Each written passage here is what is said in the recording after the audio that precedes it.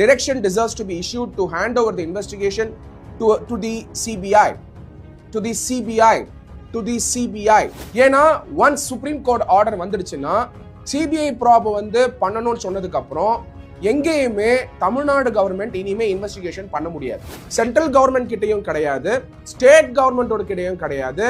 Supreme கோர்ட்டே ஒரு கமிட்டியை form பண்ணியிருக்காங்க. ரொம்ப ரொம்ப இம்பார்ட்டன்ட். ஏன்னா இண்டிபெண்டா இருக்கிறதுக்கான சாத்தியக்கூறு எல்லாத்தையுமே சுப்ரீம் கோர்ட் செஞ்சிருக்காங்க.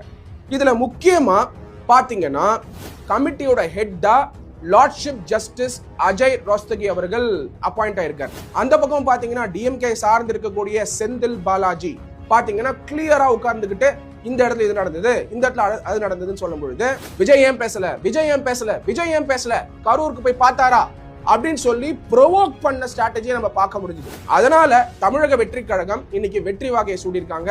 எப்பயுமே இம்பார்ஷியல் இன்வெஸ்டிகேஷன் நடந்ததுன்னா மக்களுக்கு உண்மை தெரியாம போயிடும். அம்பேத்கர் அவர்கள் கொண்டு வந்த ரிட் பெட்டிஷன் இன்னைக்கு வந்து தமிழக வெற்றி கழகத்துக்கு வந்து பயன்பட்டிருக்கு. வரக்கூடிய அக்டோபர் 17ஆம் தேதி 10 மணிலிருந்து 11 மணிக்குள்ள விஜய் அவர்கள் காலையில போயிட்டு கரூர்ல பார்க்கணுங்கிறது தான் அவருடைய கோரிக்கை. எல்லாத்தையும் பொலிட்டிக்கல் பண்ணா எப்படிங்க?